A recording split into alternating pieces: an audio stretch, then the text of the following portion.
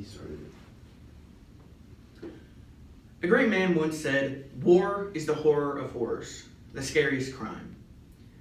Alfred Nobel said this, and he experienced war. He lived through it. He knew just what it can do to a man. Many soldiers coming back from wartime, whether they were in active battle, witnessed terrible events, or worked in an infirmary, come home with PTSD, or post-traumatic stress disorder. Therapy and medical examinations should be required for these soldiers. It should be mandatory for when they come home. Oftentimes, because of what they've been doing for years, because they've been ordered around, they can't make the choice to go for themselves. They feel that they have to be strong and they have to be forced to do it. PTSD can cause several mental health issues and changes, as well as physical problems, but it can be treated. We have developed ways to help these people. To start out, let's talk about how PTSD can affect people mentally. PTSD has the potential to create many mental and behavioral changes in a man or a woman. When you have seen things that affect you, such as seeing an explosion or seeing just violence in general, oftentimes the brain will react slowly or quickly depending on your reactions or in your reflexes. But these things stay with you.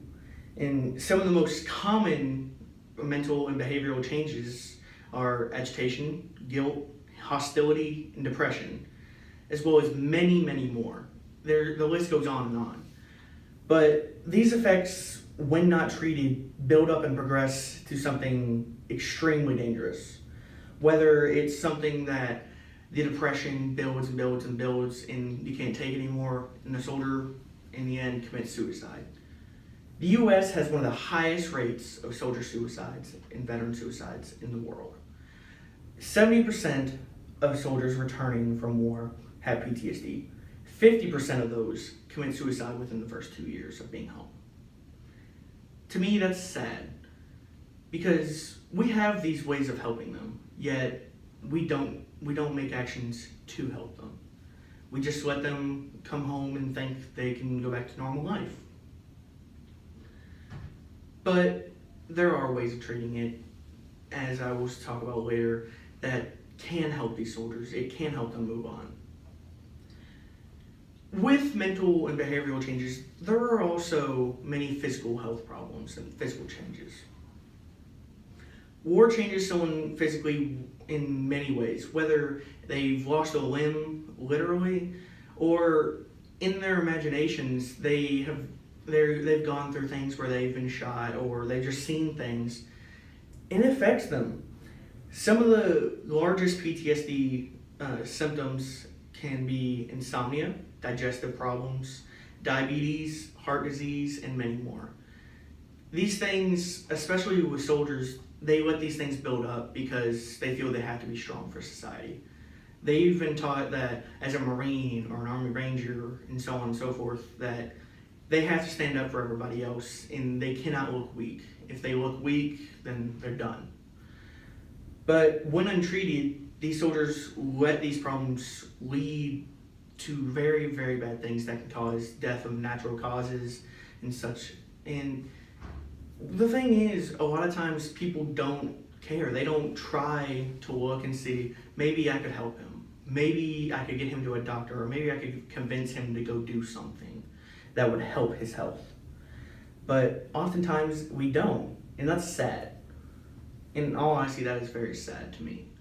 As someone that comes from a military family, when you see someone, especially a family member or someone that's close to you, suffering because they went and sacrificed their life to help you, to make sure that you stay free, and you don't help them, I just can't imagine it, because those people, they mean the world to you. They do everything they can for you.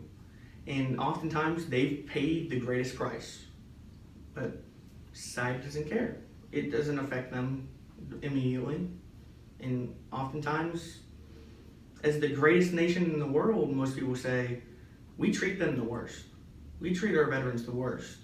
Oftentimes they come home, the government doesn't pay for things, and oftentimes they become homeless. We have one of the highest homeless rates in the world, and most of those are veterans. That's just sad to me. With all these things, there is ways to treat PTSD though. There are ways of helping these people. PTSD can be treated through medication, through therapy, through monthly examinations just to check up on people, or just letting them know that you are there for them and you care for them. Because just telling someone that you are there for help if they ever need it, even though they might not admit it, it lets them know on the inside that someone is still there, someone they can rely on. PTSD treatments are always progressing. They're always getting more advanced, and they're always finding new ways to help people.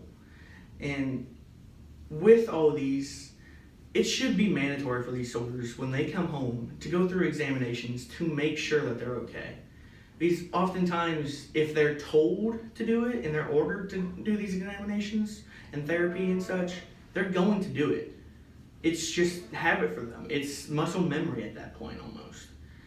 But if we just let them choose, they're 95% of the time, they're not going to. They're going to walk off and try and survive it on their own.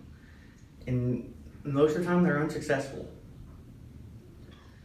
Though it might be a long and hard path to try and help these victims of PTSD, it needs to be done. It's essential to our society. PTSD can affect people, especially veterans, in many different ways, as I've talked about. Whether it be mental, physical, whatever it is, it can be treated though. And treatment examinations should be mandatory, whether it's a monthly checkup with your doctor just to make sure you're okay, or whether it's regular visits. No matter what, it should be mandatory for these people because we need to give them as much help as we can. They deserve it. After everything they've done for us, I think we can do a little bit for them. Thank you.